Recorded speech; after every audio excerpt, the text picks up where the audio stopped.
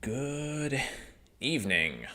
We are here and we are back for the first week of actual new music here in 2026.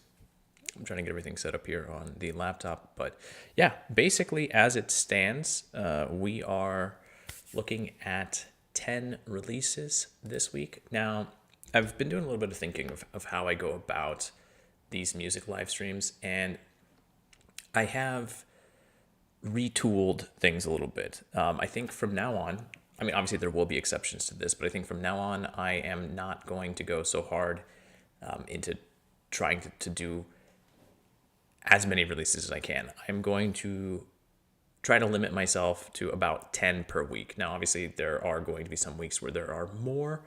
Theoretically, there could be some weeks where there are less, but I feel like 10 is a pretty good number. It's about 1.5 per day, which is typically about what I get through. And I am going to try to do a little bit of some mixes, like actual mixes, but like I'm going to try to do a good job of mixing or the ratio of EPs to LPs. And then in the middle ground there, I've chatted about this a little bit in the past, but I'm going to introduce like the mini album category, which I feel like is going to be somewhere around the like 20 to 30 minute mark, like because there are a lot of releases that we saw in 2025 that had a good number of tracks, like 8 tracks, which feels like it should be an LP, but then it was 21 minutes long, which is just like no, that doesn't count. So I'm going to try to do a better job of splitting that up, because I think EPs are always really easy, but then in the grand scheme of things, they don't really, I think, matter as much because they're a lot tighter. Anyway, there's that. There's this. I'm also not getting rid of the groupings by genre. Obviously, we are still going to be talking about electronic music. We are going to be talking about pop and indie. We're going to be talking about rap and hip hop. We're going to be talking about rock and metal. But I am not going to be so dead set on trying to group things in a specific way. If you look at the explanation or the description this week, I don't have any of that listed. Now, obviously, as we go through today, we are going to be moving in that way. We're going to be talking about electronic music at the start. We have 2 releases. We're going to be talking then about, I guess what I have is like a pop or indie. And then the vast majority of what we have is rock and metal this evening, which is, I feel like, basically what January was like last year as well. Quite a bit of electronic music, a lot of rock and metal, and then a few indie releases. Now, the reason I'm kind of getting rid of the genre thing is because, like I said, there is one pop/indie release. I guess it's probably more of an indie thing. If anything, it's more of a post-punk. And I started thinking about it as I've been listening to some of the albums from 2025 still, and I realized that there are a number of releases that even in those 4 quite wide genres don't really fall, especially in that sort of indie rock versus the rock and metal thing. There is, I think, some discussion needs to be had. So I think as we move into 2026 and releases this year as well, I want to try to do a better job of, in my notes, and then also just as we talk about stuff, focusing in maybe a little bit more on specific sounds. And then beyond that, let me do one thing here. The other thing I do want to talk about today at the end is going to be Stranger Things, season 5, the end of the show, all that stuff. No spoilers on that. But I don't want to talk about it in the sense of it being like an actual discussion of the show. We just finished watching it over the course of this last week, my wife and I. And even before we started watching it, but then after we finished watching it, I was tuned into what the internet was saying about it. And by and large, not a lot of positive stuff to be said about it, or not a lot of positive stuff to be found about it, I should say. online. And I thought that was interesting. We're going to talk about this a little bit more, but I think it's important to not just talk about criticism of any art form, but also to look at this through the lens of, as I have, again, in the description out there, this debut album phenomenon. Because I think for people who are familiar with music and who follow artists, what we have seen repeated in Stranger Things over the last season is perhaps akin to certain trajectories of musical artists, but we'll get to that discussion a little bit later. I do want to go ahead and get my notes open here, and then yeah, I think we'll be good to go. How is everyone this evening? Hopefully lovely. Let me do one other thing too, because I just realized that my VPN on my laptop is not working. So give me just a second here. And let me update it real fast, because while I have the screen up there while we're doing the music stuff, there's always the problem of I can't have everything open at the same time. So I've got to get it set up right here. And I think we'll be good in just a second. All right, so I'm going to go ahead and get us started. I hope I'll be able to get the VPN connected on the laptop here in just a second, but get everything unmuted. All right, there we are. We are starting out. First new release of 2026. This is actually the first album I came across in 2026. Came out on January 2nd. This is one that I have been sitting on for a while, and one of the later ones that we'll be talking about as well too came out a decent amount of time ago.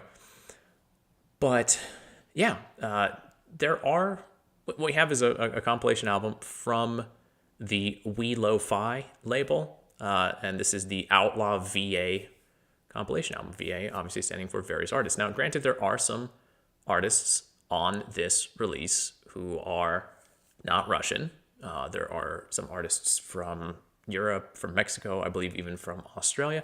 But for the most part, across the 16 tracks, this is pretty much local electronic musician. By local, I mean in Russia. And obviously the label itself is Russian, welofi. I'm positive, I just don't remember which ones. We did talk about some of the releases last year as well. So, it's a compilation album, so there are going to be numerous different styles that we are running into, and all of that good stuff. But even though there's a wide variety of styles across this thing, the general energy and atmosphere, even though it ebbs and flows and change, sometimes it's more energetic, sometimes it's more laid back, sometimes, why are none of my favorite tracks showing up here? Also, what's going on? That's interesting. Okay. I hope it's not like that for all of the, okay, cool. Don't know what that's all about, but not super cool. I guess when it comes to which tracks I will be showing you, I'll be flying a little bit in the dark. I'll try to use my memory as best as possible, but I do remember, generally speaking, which ones. Anyway, yes. I was saying there's just like a wide mix and variety of stuff going on in this album, so you can kind of find something that you're going to enjoy. Yeah, nice. All right, yeah, I got the chat open here now too, so let me just jump into it.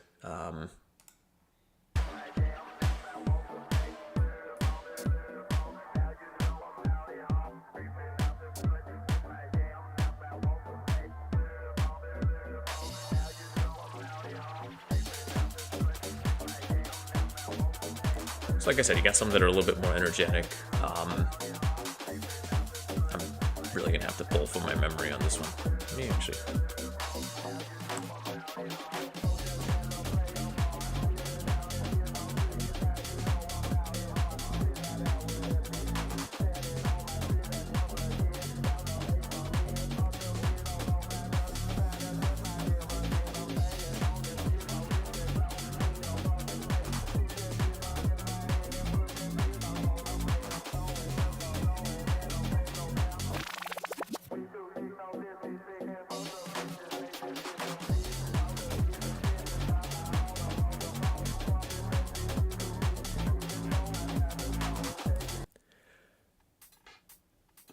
I would say that, like, there's quite a bit of house, but as you tell with that last track, it's not really house. It's a compilation album. I was like sitting and trying to figure out a good way of summarizing everything all together. This is, I think, probably one of my favorite tracks on the compilation. But and I mean this in the best way possible. This felt like the type of music, maybe not this track specifically, but like a lot of the music on this compilation. Yeah, this is a really solid one. But it felt like the type of music that would have been on in a really fashionable, like, restaurant or bar in Moscow about 10 years ago, or I don't remember how long ago, but it's just like it kind of cycles through a variety of different sounds, but they're all like well done, and they've all got like a good energy to them.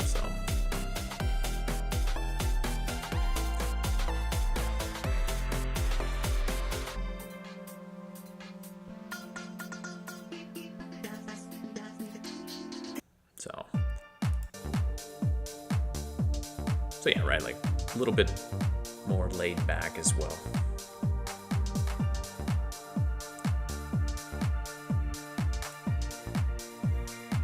Yeah, also, I do not know what's going on with this weird video that they have for the album, but I kind of love the dude just levitating over the lake or the river or whatever this is.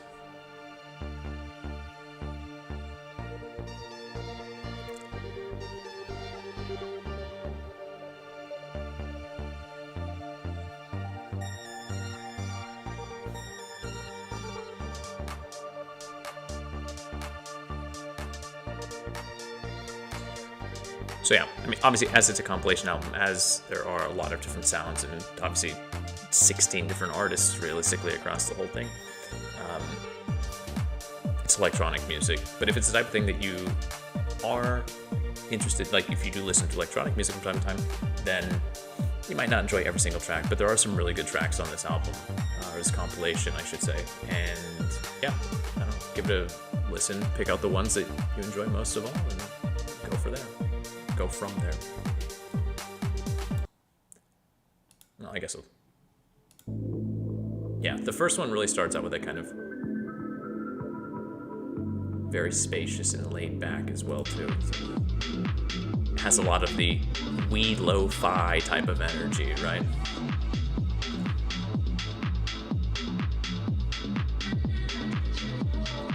So it's very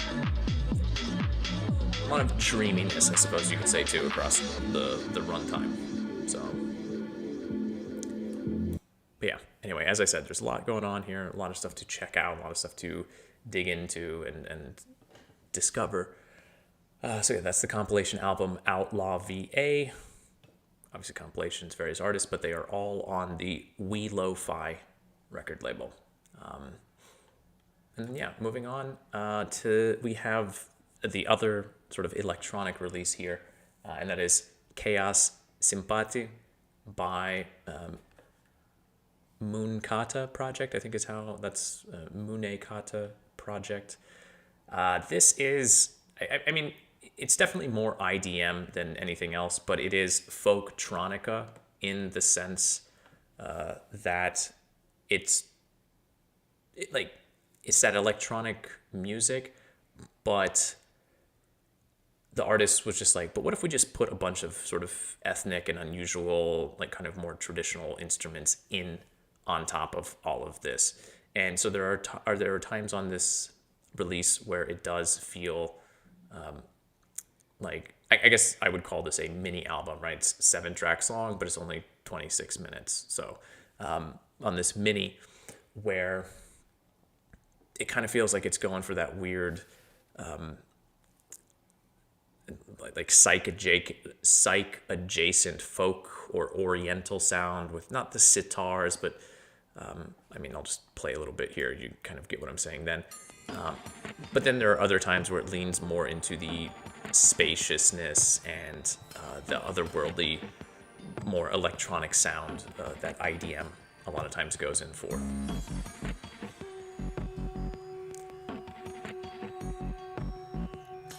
I will do, or I'll try to highlight a few tracks here so you get an idea. But I was, honestly, like, let's be real, with this album artwork, I had no idea what to expect. I still don't really understand what's going on with this. I only now just realized he's smoking a cigarette too. So, but yeah. Okay, I've got all my liked songs on the laptop, so that will help out quite a bit. But you can hear kind of the instrumentation here a little bit and how it is married together with what might be like more traditionally IDM type stuff.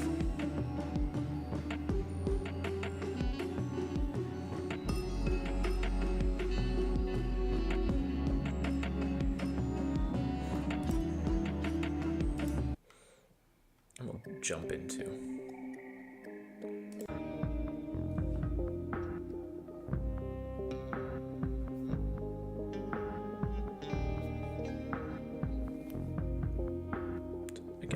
the IDM, more folky, traditional instrumentation. Yeah. I hate using the folk term because also that's one of those, like, it can mean so many different things. I guess a lot of times too we just use the term like ethnic music, but that, yeah, sure, whatever.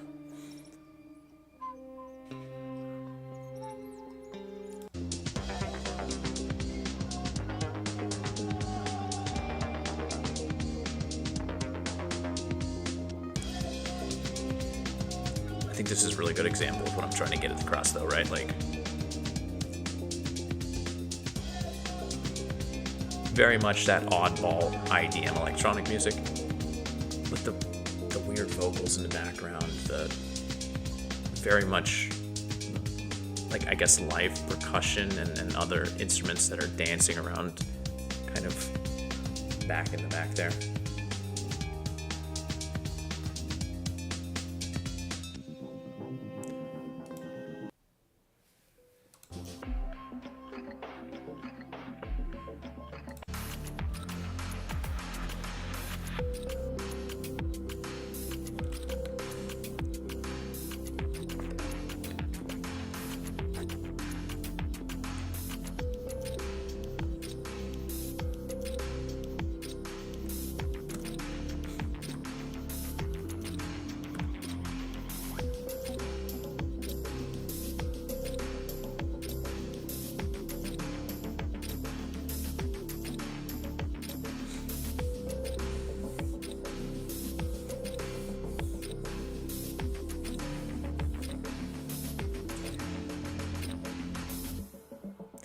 So, as is often the case with these types of releases, I would say that this is what I would consider headphone music.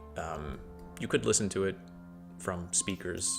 I did a little bit, but it really feels like the type of music that wants to be encompassing you. And so obviously, like, the headphones or earbuds or whatever, right, they can kind of close off errant sound around you and really give yourself into the sound of what's going on. Is the best way to experience this type of music. So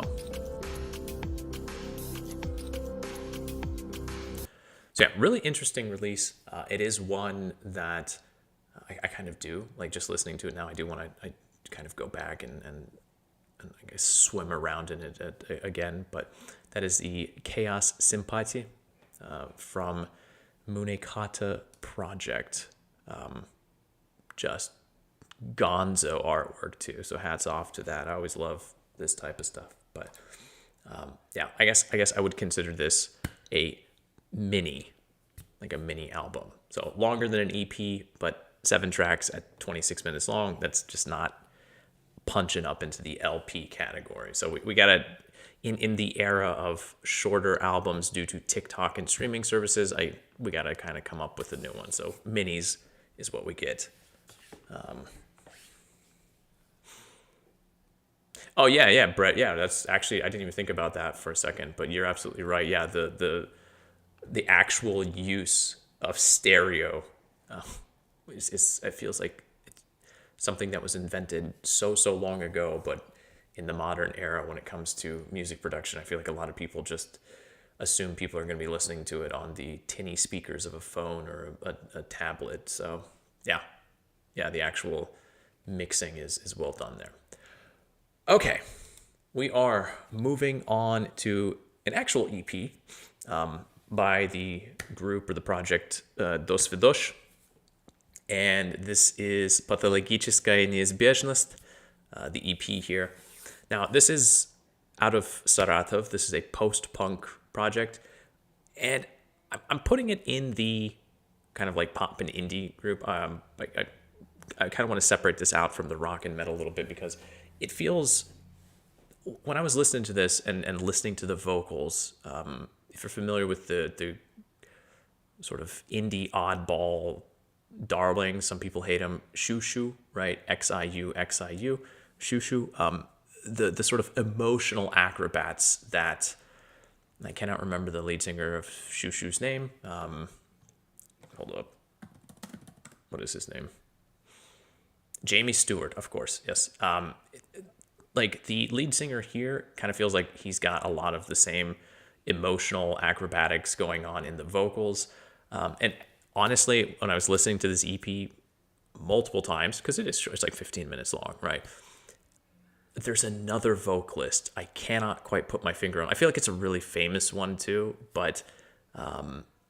And then also there are, again, just kind of connected to the instrumentation and how the songs kind of flow. It reminded me a little bit of some of the artists from Saddle Creek Records from like the early 2000s. You know, the kind of, why am I blanking right now? Like the ugly organ. Oh my God. It's funny because you assume that your brain's going to be able to pull that out. Saddle Creek. I know I'm going to like, Art is Hard. I cannot remember. It's out of Omaha. So Connor Oberst is the one that I'm thinking of. Bright Eyes, Cursive, those types of groups, at least there's something here that reminded me of that as well. So that's kind of why I didn't want to put it in the rock and metal, because it did feel like there was a lot going on indie-wise, although it is very much post-punk. There are some noise rock influences from time to time as well. But yeah, this is very much a post-punk release. So should it be in indie or like, no, but again, I don't know. I don't know what to do with it. So I'm just putting it here.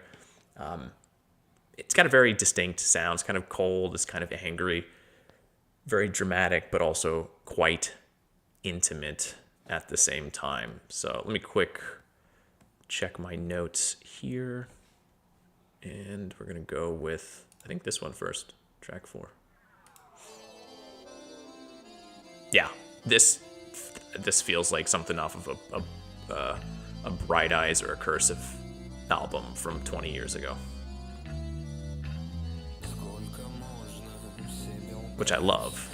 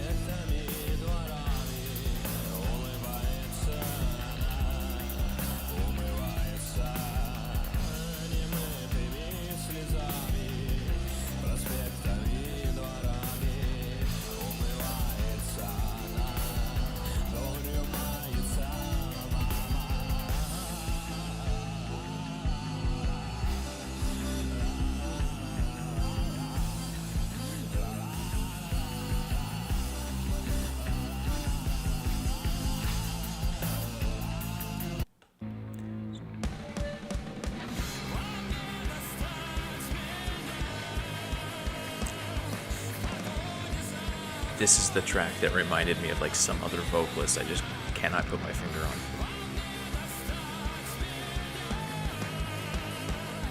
Also probably from about 20 years ago, but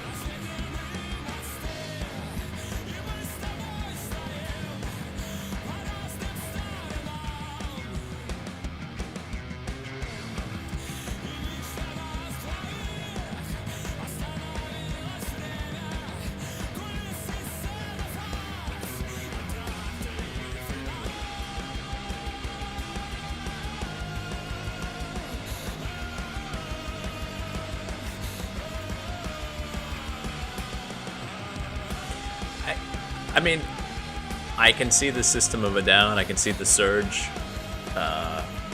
Surge. Yeah. That's actually good. That is actually pretty close, Brett. Yeah, that's actually, like, I hadn't thought about that, but that's also a really good comparison, too. Like, a really good one. I think, if I'm not mistaken, Serge is going to come back in the discussion a little bit. Or, yeah, I don't know. Yeah, that is definitely a pretty fair comparison to draw as well, too. It's not who I was thinking of, but now if I listen again, I'm not going to be able to not hear that. So, yeah, I mean, it's a very angsty, very post-punky, but again, you can hear that noise rock. I guess you can hear a little bit of Surge in there as well, too. It's fantastic. But, yeah, I don't know. The group dosvidosh is not necessarily a new one, or the project dosvidosh is not necessarily a new one. This is I feel like they appeared on like as a featured artist on a number of tracks that were on albums last year that I listened to, and I've seen them pop up on like posters for concert announcements. So, but this is my first like actual sit down and listen, and yeah, I kind of dig it. I don't know. It's definitely a mood, but it is. It's a very well done mood, I guess. So, and yeah, there's definitely some sort of very large rope around the individual's neck here. So the imagery is also very fitting with the musical accompaniment. So yeah, that is dosvidosh, and the EP is Pатологическая неизбежность. Which I guess would translate as to pathological inescapability, or pathological inevitability, which I'm not really sure what exactly that would mean, but hey, whatever, it sounds cool. So I guess that's what I'm going to consider it's kind of indie. I feel like it's more indie than it is what I would consider like the rock and metal category, but yeah.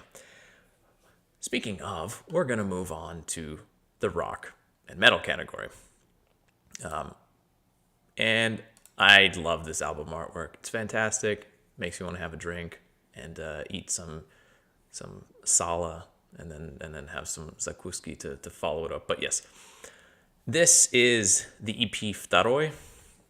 So second. It says single, but it's got 3 tracks. It's over 10 minutes long. That's an EP in my book, and that's what we're going with. As long as it's got 3 tracks and a solid runtime, it gets the EP label.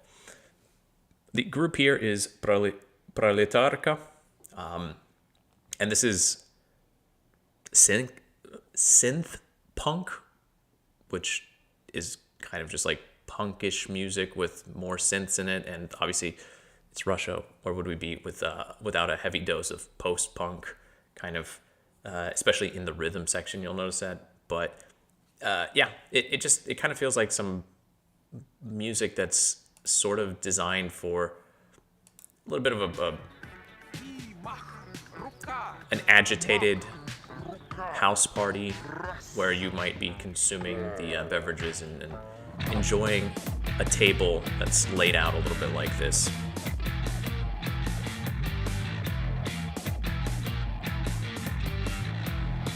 I feel like this synth punk idea about 20 years ago too would have been considered like dance rock. So kind of do with that what you will. Love this picture. I love the album artwork.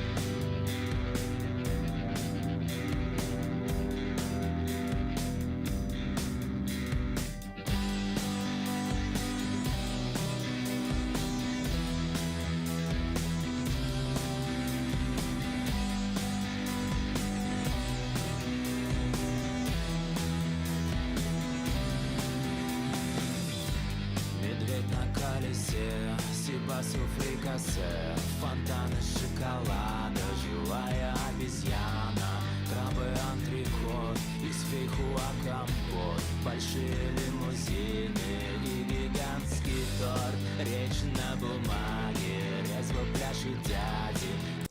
Жаль, что не позволил. Kind of want to get to the, I feel like the chorus has got like a very shout along energy, but maybe it's just like at the end of the song. That's probably what I'm remembering right now.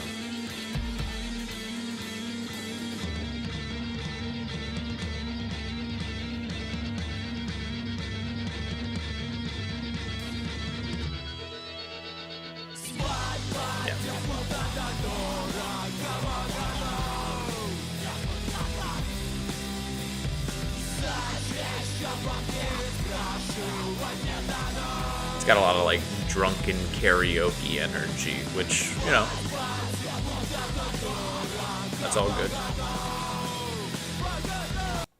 So yeah, definitely very short release. Definitely, I don't know, maybe we'll see something a little bit more substantial out of the group, perhaps even later this year. But yeah, just kind of a fun short one as well too. Again, start of the year, there's just not much going on.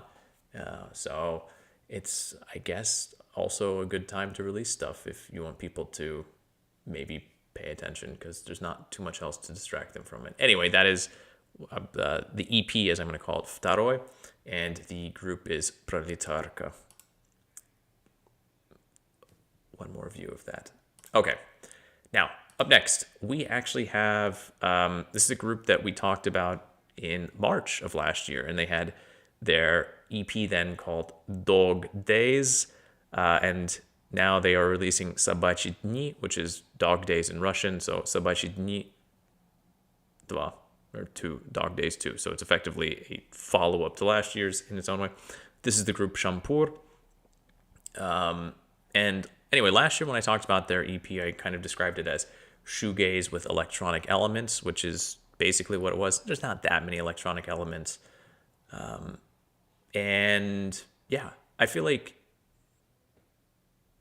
a year or less than a year later, we are in a situation where what few electronic elements that were in the release from last year that made it a little bit unusual have disappeared. But it didn't take away maybe the uniqueness of the sound. This group or this project. I think it's a one-man or a one-guy type of thing. I don't really know. I don't usually dig into the groups all that deep. I'm just kind of focused on what I'm listening to. The shoegaze is 100% still there. That is still the core here, but it does feel like it's dialed back.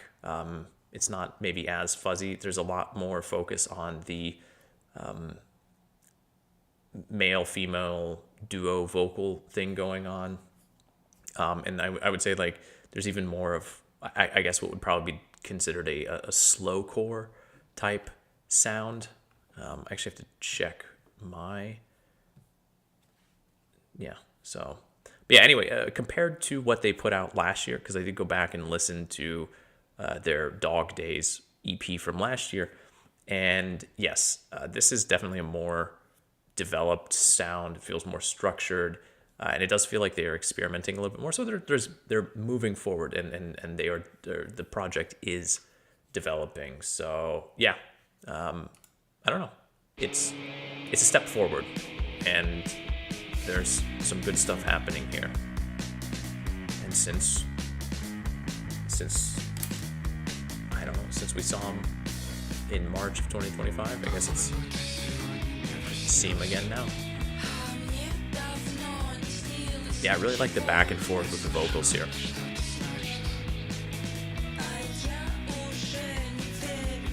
Not sure what's going on with the album artwork, but I guess it's edgy.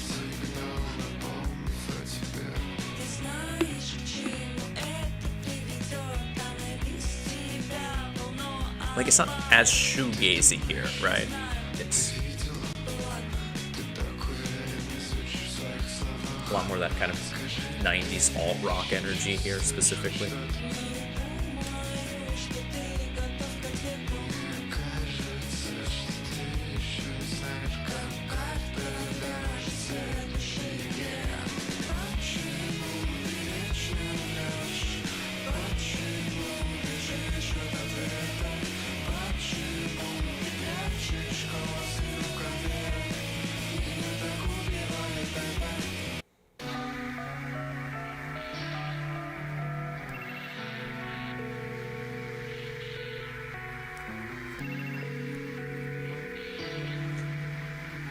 Still a little bit of the like electronic stuff going on, but it's now more decorative.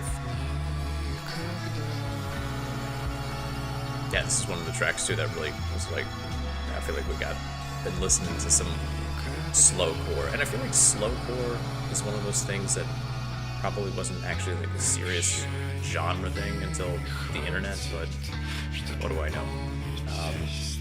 But it does feel like that musical idea and vibe is gaining popularity, which maybe is fitting in the modern world. But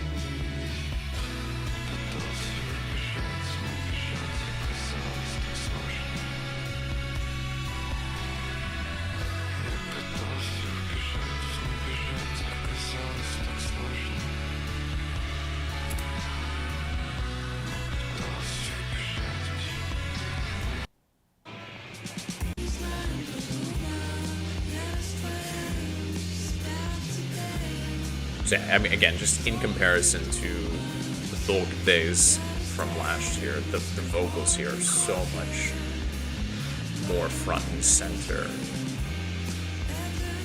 and it's a big plus, I think, all things said and done.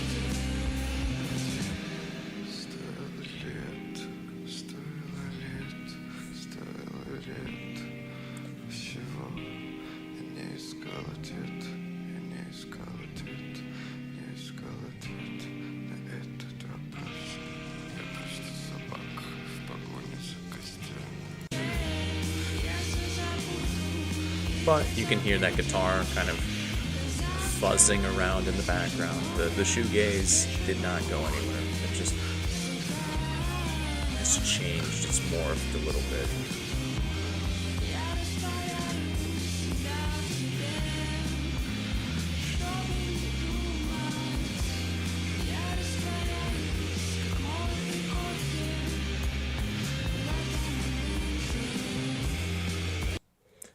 All right.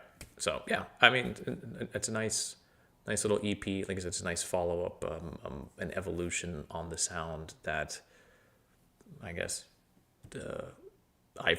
we first heard beginning of March last year. So that is, it says an album. Let's be real. It's under 20 minutes.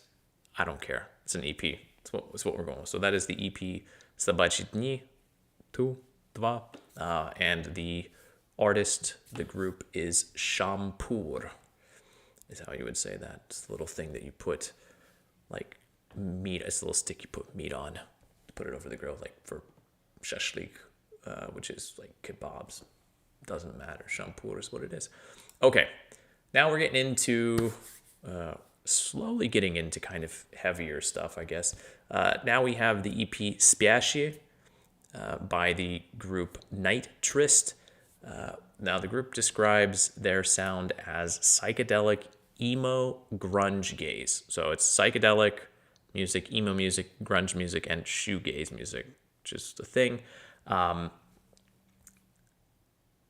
Listening to this, the Deftones core, the Deftones influence was was unmistakable to me, and maybe that kind of makes sense because I guess you could probably argue that Deftones fit that. They've got like a little bit of the emo edge and just the vocal delivery and the psychedelic edge, and there's a grunginess to it, and the shoegaze thing. Like maybe that's what Deftones is. Deftones core is psychedelic emo grunge gaze. I don't know. It doesn't matter.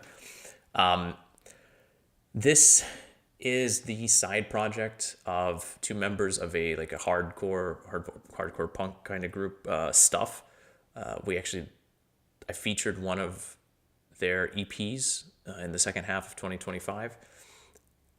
It's just interesting because this is, it's still kind of in that world of rock music, but it's a much different sound compared to I guess their main project. So let me just get into it and double check. We're going to open with yes. Yeah, I guess I'll leave this open too because there's some fun stuff going on there.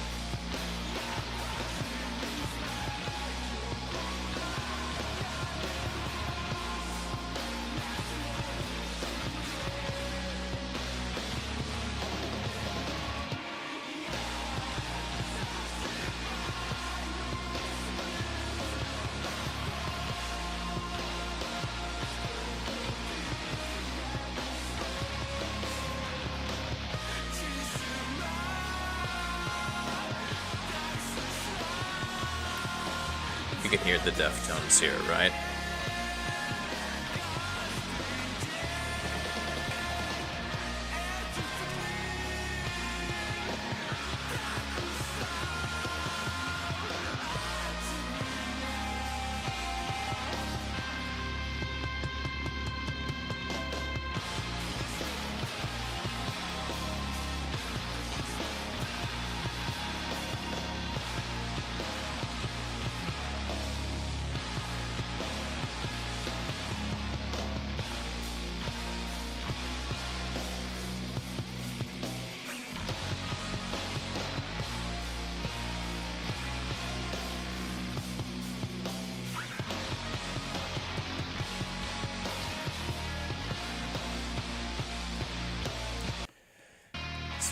Obviously something of a throwback sound, but it also kind of, I guess, mentioning that then brings up the question of what is the new sound in rock and metal in 2026? Like, feels like it's been a moment since we've had some sort of new genre of sorts emerge, so.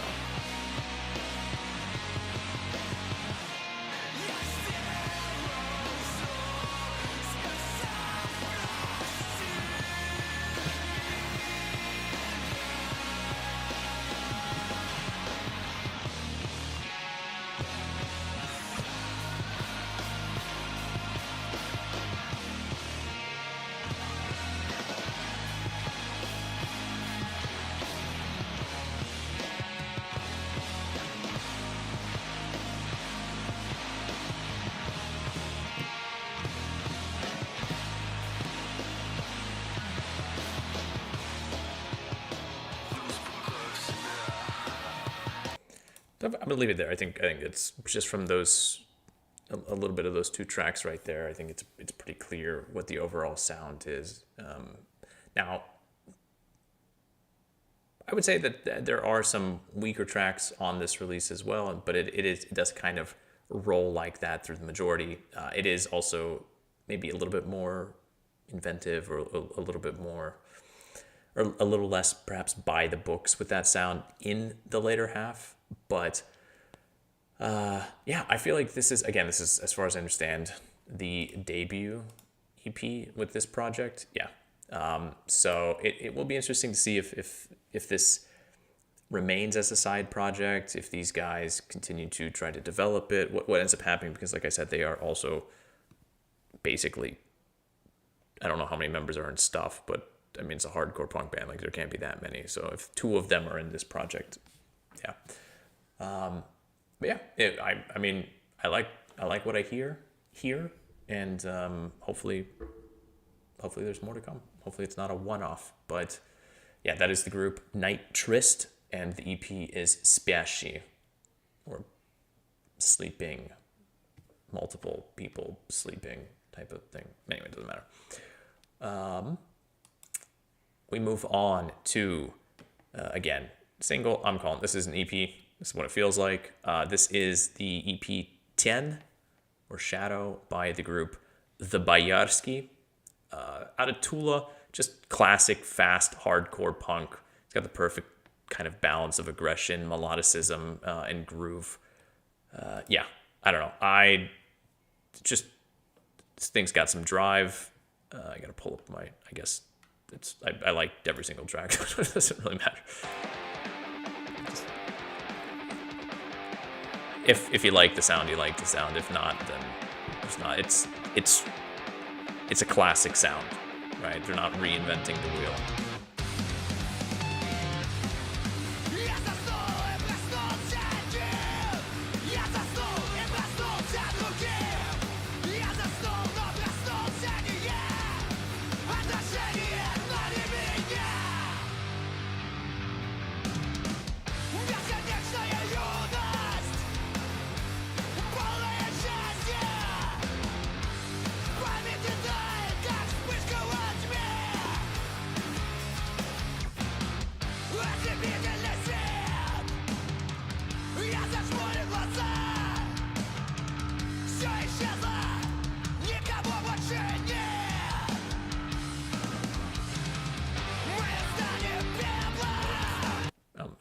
Gonna jump to another track too, just so you can understand, like,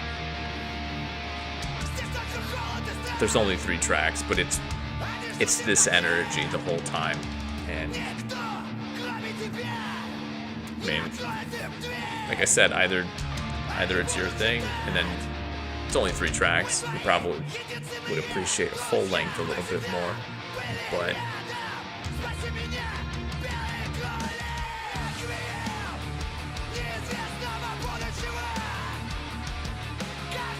like, very tight, well-honed sound. So again, I don't know all right, so I mean, yeah, this is not a new group. We got some albums, but the last one was over a decade ago.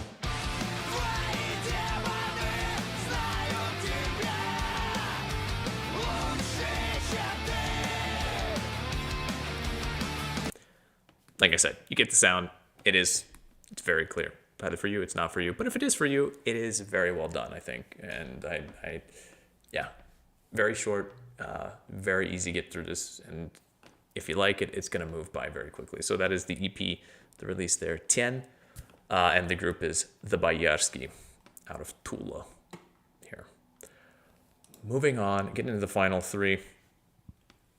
Oi, this one. An EP, I gotta call it what it is, even though it is 25 minutes long with the 3 tracks. This is by the very fantastically named Hentai is Watching You. This is the EP Неизвестное. This is an emo record that feels like it would be just as happy being a post-hardcore record, or maybe it's a post-hardcore record that wants to be an emo record. There are also some moments of metalcore and a few other like maybe sludgy type of metal subgenres mixed in here. I know that feels like a very odd description combination, but it actually makes a lot of sense when you get into it. It's a very flexible, very inventive release out of St. Petersburg. This is honestly one of the more interesting metal releases I've heard in some time. It's the group's second EP too. Their first one came out last year, so hopefully we'll be seeing a little bit more from them. The 12-minute one is definitely good all the way through, but I'm gonna focus in on the shorter ones just to kind of, like it starts out as sort of emo-y, Midwest emo-y as you can imagine. Прислушается к своему телу и несколько минут внимания разума к ощущениям тела позволит найти тот наилучший уровень приятной, полезной расслабленности. Which honestly, when I went into this, I was A-okay with. I was like, all right, that's cool. We're gonna get like these really long, epic kind of emo tracks. We kind of do. Just give it a second. Actually, I might have to jump ahead. What am I talking about? It's a 7-minute track. Give it a second.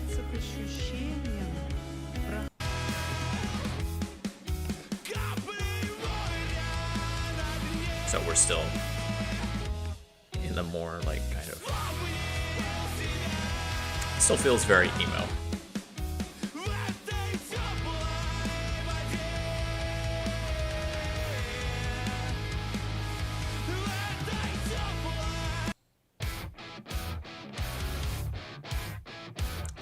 I think this is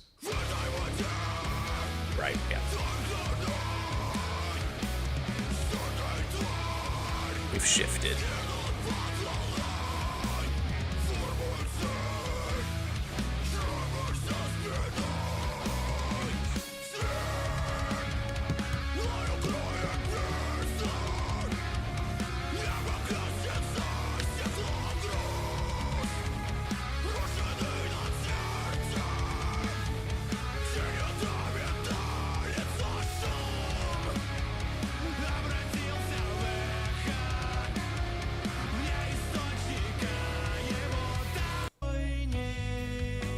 But then it shifts back. Got the diddly diddlies, the Midwest emo noodle noodlies.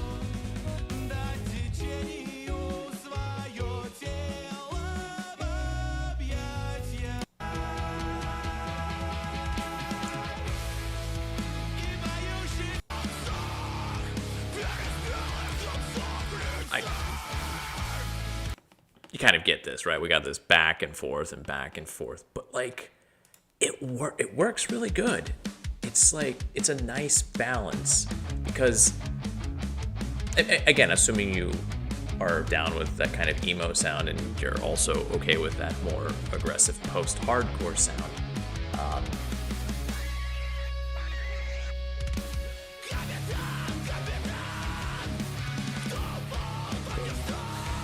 I don't know. There's something about it because I mean, like the sort of arrhythmic nature of post-hardcore music and the aggression, but then it shifts into the very melodic and very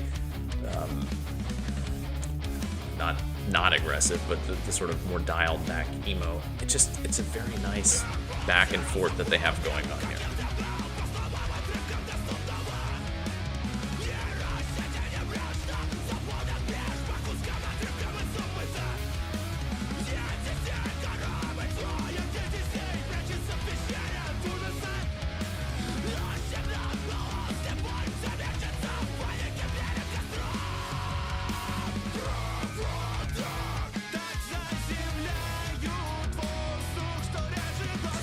I mean, I guess I do recognize that post-hardcore has always had a lot of, not a lot, but there definitely have been groups that really lean into the clean vocals and things like that too. But like, I'm not gonna lie, there even a little bit on this track, right? Like, it reminds me of older Mastodon, when especially like Blood Mountain.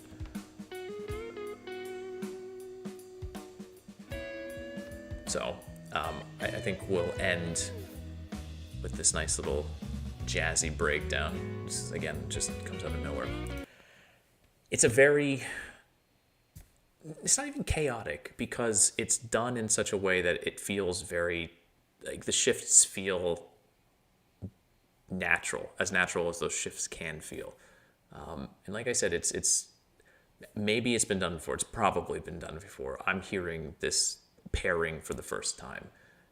And I like it. There's something here. And for like the second EP from a relatively new group that just popped up last year, yeah, I'm hoping that they've got some more stuff lined up for the near future. But yeah, that is the EP Неизвестное from the group Hentai is Watching You. Yeah. Okay.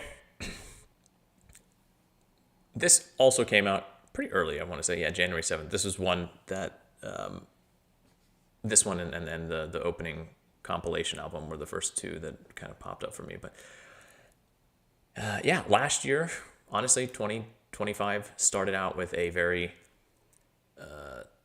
with a lot of heavy metal. And that kind of is based on what I've been seeing here. It feels what 2026 is perhaps going to be starting off with. Here we've got a very thick slab of sludgy stoner doom metal that, if you're familiar with Conan or Bong Ripper or High on Fire, a little like a slower version of High on Fire, I guess. So High on Fire tends to be a little bit faster at times. Yeah. Then this is that. I think the only complaint I really had about this album from this group out of Kaluga is that the vocals, in my opinion, like pitch-wise, tone-wise, could be a little bit lower, but it's just like me nitpicking a little bit. And honestly, the vocals are not the core part of this music. It is very much the instruments, the music itself. So it's pretty easy to just ignore it and overlook it. But yeah, let's get into it. I'm just going to play it. You'll know the sound. Oh, I probably should mention, this is the album Parish by the group Remote. It's got kind of very classic album artwork for this sound as well.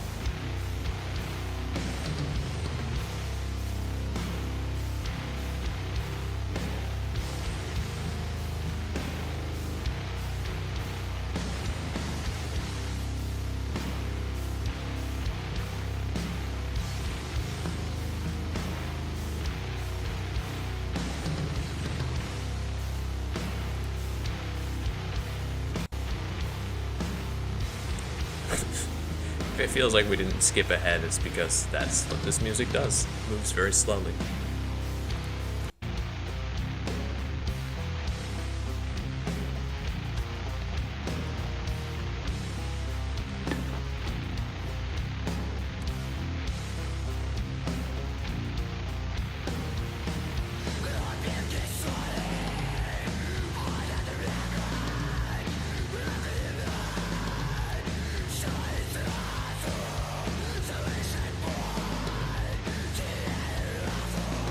I mean, not the worst. And I mean, like, I couldn't do better, right? So I'm obviously not an expert on vocals in this regard, but kind of feels like it wants to be tweaked a little bit to fit into the overall sound a little bit better.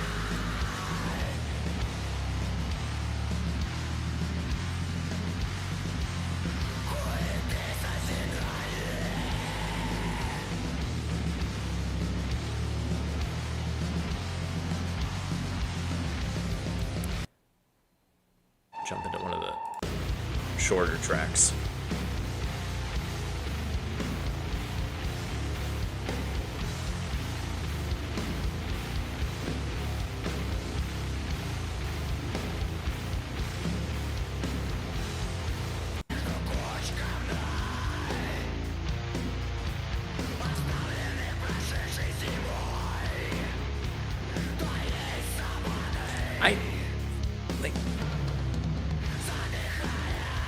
there are times too where the vocals do feel like they fit a little bit better. So, and like again, I don't want to come back around to this, but I do kind of want to give it a fair shake.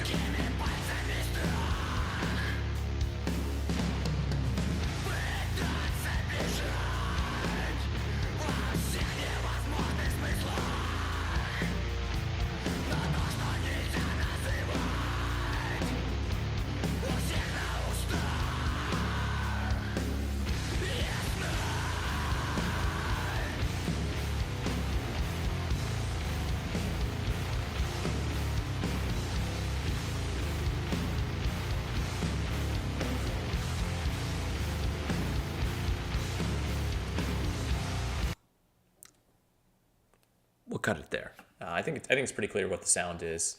Again, it's not perfect. It does have its flaws, but we don't get a lot of sludgy, stonery, doom metal stuff happening in Russia. Just not the metal of choice. That tends to be black metal from what I've seen over the last year or so. So I do have to call it out, and you know, there's something here. It's thick, it's fuzzy, it's slow, it's repetitive, but you know, if you like this music, that's what you're going for, and I can't say that it's done well enough. So at the very least, you know, if that is your sound, then I would still give this a listen. Not everything will probably hit, but I think there's enough here that, like I said, it warrants a listen. So that is the album Parish, Parish, and the group is Remote. They are out of Kaluga. And then that brings us to the final album, the one with the artwork that's probably the most eye-catching, if you will. This is МёРТВАЯ ВЕРА, the album Неизвестное, что все будет хорошо. These guys, last year, on one of the very first, maybe even the first live stream of the year last year, I honestly don't remember, they released an absolutely brutal slab of blackened death metal last year. Запечатленный дьявол. This thing still fucking slaps. This thing is just out of control. And the album artwork is also something else. Now, last year, they released that album on the 7th of January, which happens to be Orthodox Christmas, which is a wild coincidence, right? And this year, they were actually planning on doing the same thing. It's just they had a bit of a hiccup with their distributor, and it got released. I guess on streaming got released on the 7th. It just didn't really come into the press release until a little bit later. So hey, good news. I didn't double check the Spotify dates. On some of the Russian services, it looks like it got released a little bit later. But it looks like Spotify does not give a shit about the Orthodox Christmas in that regard. So maybe that was why. I don't know. It doesn't matter. I don't care. So yeah, this is that blackened death metal. But there's a lot of thrash and hardcore punk energy that these guys bring as well. This time around, the sound is a bit more varied. There are some like power metal elements. There's an acoustic gothy thing going on one of the tracks, and the ending has kind of a big, not arena sound, but anyway, like they're definitely playing around a bit more with their sound. Which is great. It makes for a more interesting listen, but the intensity has not disappeared. So yes, the album, as far as I can understand, from what I've gathered on their social media and just kind of listening to the album too, and looking at the song titles and the album title, which is "Don't Lie to Me That Everything Will Be Okay," and then the album title is like the song titles are like "A Good Day to Die." I'm not even going to translate that one. Java y Gadyuka are like the two things that kill each other. Life is Wonderful. The Idiot. What is Lying in the Closed Coffin. The War Veteran with Himself. And Tomorrow Will Never Come. As far as I've been able to gather, this seems to be about a critical patient in a hospital, probably a soldier who is slowly dying and is kind of coming to terms with that, but kind of pissed off about it. So yeah, really bleak stuff as well here. But yes, I hope that МёРТВАЯ ВЕРА, which translates to dead faith, I hope that they continue this new Orthodox Christmas tradition, because that's something I can get behind. If I know every single year I'm going to be getting just an absolute slab of just kick-ass metal like this under the metaphorical Orthodox Christmas tree, because that's not really how it works here, but you get what I'm going for, then I will be waiting for the holiday with bated breath once a year. But let's get into this. I'm actually going to start with this track. I feel like it's a pretty solid one to go with.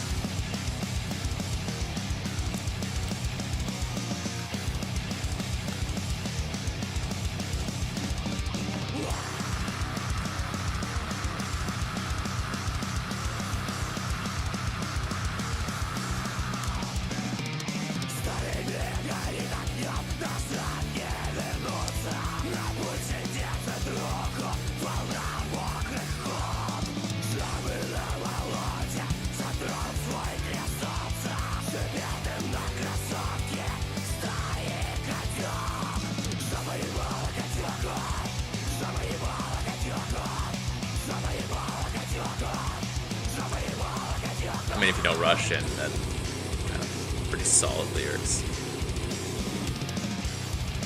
Shove it, ебало, good.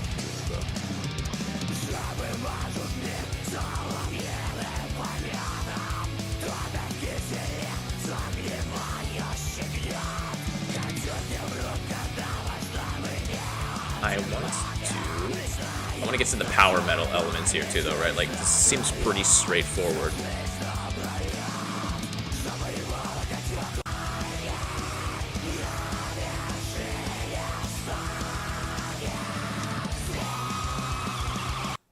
Like those weird elevated vocals, that's something new. It's a new thing, but it works. It fits in there. It's not done too much and too over the top, but it's just there long enough to be like, wait, what is that? Right on, I guess that works. And with the Idiot, we have, again, like I said, we have this sort of darker, acoustic-y, gothy thing going on here, which is nice. It's nice to have it fits in with the rhythm of the album, and it's a bit of a breather.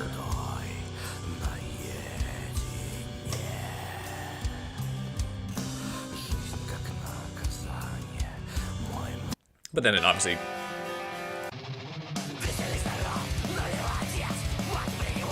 that thrash hardcore punk energy that I was talking about earlier, right?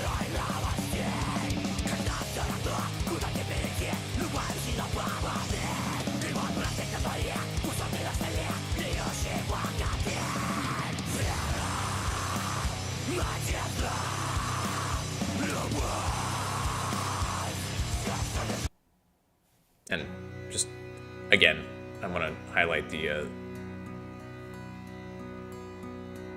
not the expansiveness of the music, but the variety that they did manage to work in here. Again, if you obviously this is not for everybody, I know that's just like how metal works, but if you do go back and you listen to Запечатленный Дьявол, then you're going to hear a much more focused sound, but a much more narrow sound.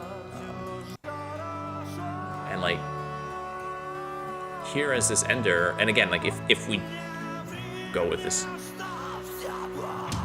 idea of like this person dying in the hospital and like this kind of really bleak topic, and yeah, having that flexibility really, I don't know, it fits. I mean, yeah, it doesn't take a genius to figure out the overall theme when you have that sound. like it ends with this really epic kind of, like I said, this arena rock almost.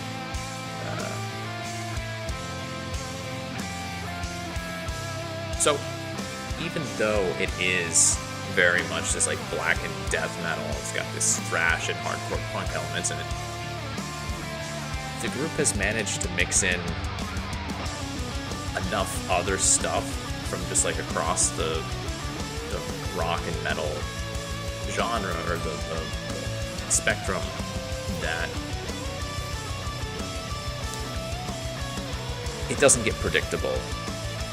So yeah, I'll leave it there.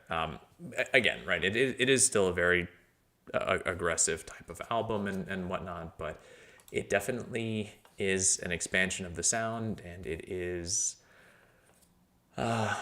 still really well done.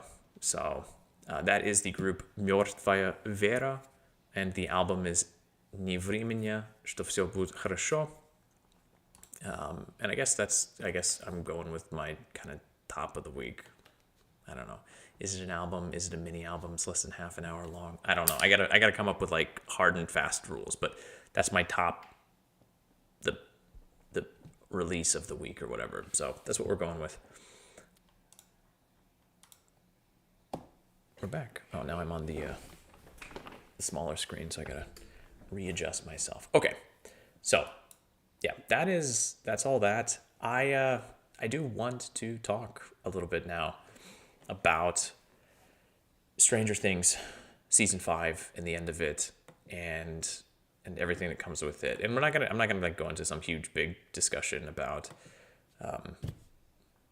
the thoughts or all of that stuff. But I think what I want to say with regards to it is we watched it and it wasn't perfect, but at the same time, I did not understand all of the hate, there are problems with it. There are inconsistencies. There are, maybe the acting wasn't great. I don't know. Like it doesn't, but I started thinking about it, and it's just the level of nitpicking that the internet seems to be doing with Stranger Things season 5 reminds me in some ways of what often happens with musicians who release a like really, really good debut album, right? And that's what I mean when I was talking at the very beginning about the debut album syndrome. And when an album is so good and so universally loved that whatever comes after it effectively can split the fan base into two. And you have the groups of people who think that whatever comes after it is garbage because it does not live up to the sounds and the expectations of the first album. And then there are the people who think that the second album is a masterpiece and like it expands upon the sound. Obviously there are other situations, but I bring that up just because I think with Stranger Things 5, obviously it's very easy with the phenomenon of people online discussing and coming up with their own theories. It's a show, it has a story. It is different from music.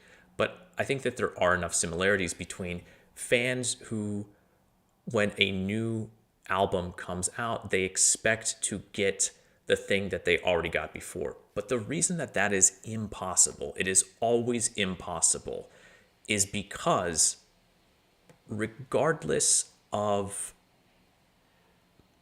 what the artist does, by the time the next installment comes out, whether it be a film, a TV show, a book,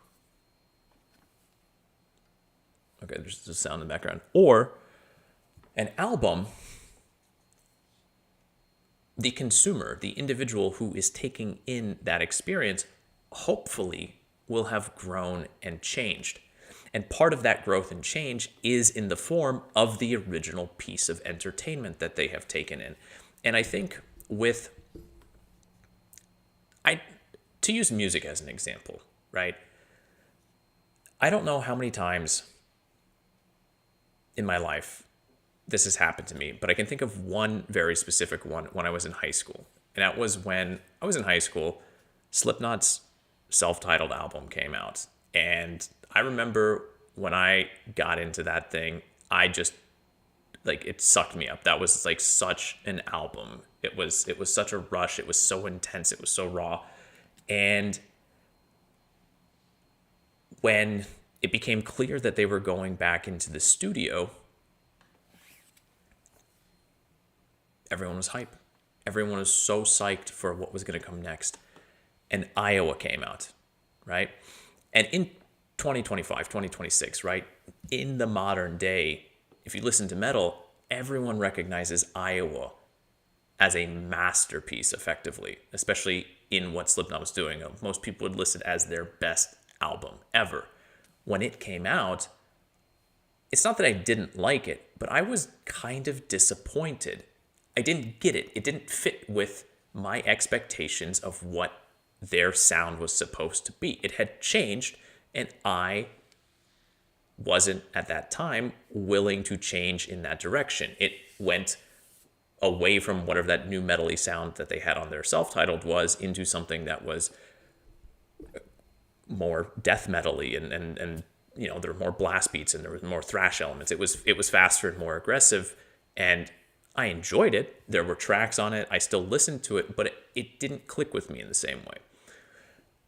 But that's not to say it was a bad thing. And I think with Stranger Things Season 5, like I said, there are problems with it. I'm not going to pretend that it was a perfect piece of television. But I think that because if we're on YouTube right now, right? And maybe your algorithm's slightly different than mine, but I don't search for Stranger Things content on YouTube. I just got it suggested to me. And so, of course, when I see multiple Stranger Things Season 5 videos, which are obviously like very, you know, clickbaity in their way, especially after watching it, I kind of wanted to see what the fuss was all about.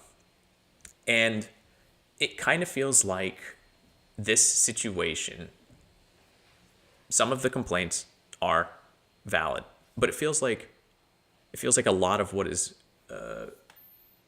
being bitched and moaned about with it is effectively a group of people who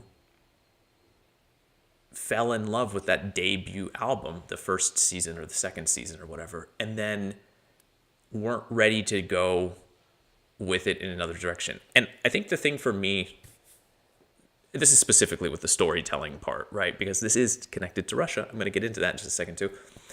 I think the thing is, for the people who are, and I want to say this right now to anybody who's watching, and just for anybody in general who has watched Season 5 and maybe dislikes it, or who knows somebody who dislikes it, if you were pissed off with the inconsistencies and just the kind of weird shit that was happening in the final season, why were you not ripping your hair out at the fact that a secret Soviet base buried underground in the middle of fucking Indiana, right?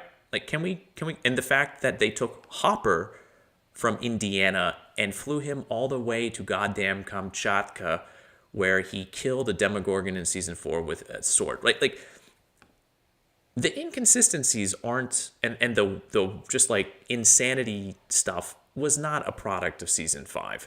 It began in 4. It was there in 3. Honestly, if you go back to the earlier seasons, it's there as well. And to bring this back to music, I think it's fair with music as well. Those debut albums that we all love.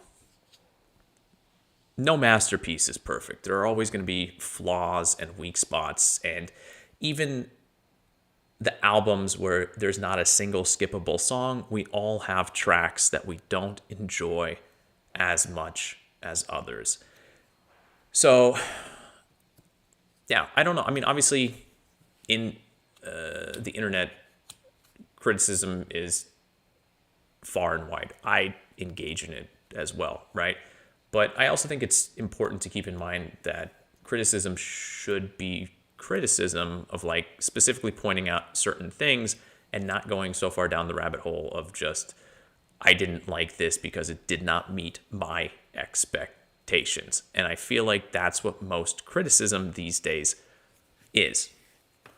And that last album, МёРТВАЯ ВЕРА, again, to bring it back to music, is another example of this.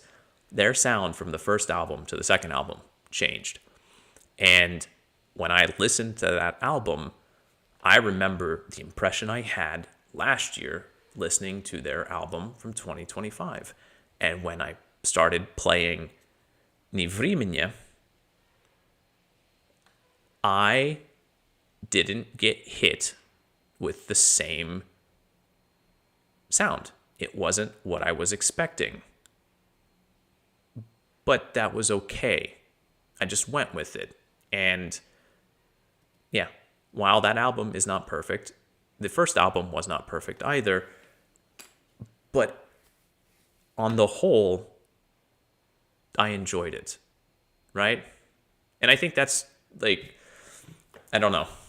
I think the other thing to do with Stranger Things, just to shift away from music one more time, the other thing with Stranger Things is I think we are currently in 2026, or late 2025, early 2026, witnessing what is in like the modern day equivalent of, or the younger generation equivalent of The Last Jedi. I think that's what we're looking at, where you had people who I don't know, like Stranger Things, I'm sure for a young generation, for people who are much younger, it was like a really important part of their pop culture growing up. I feel like for adults, it was just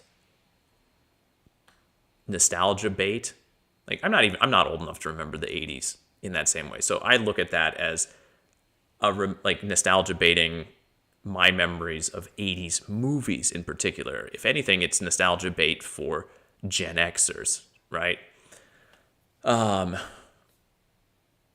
I feel like for adults, you just watched it and it was just like, yep, that's like a fun fantasy version of the 80s that checks out with how I remember 80s portrayed in the cinema, like that type of stuff.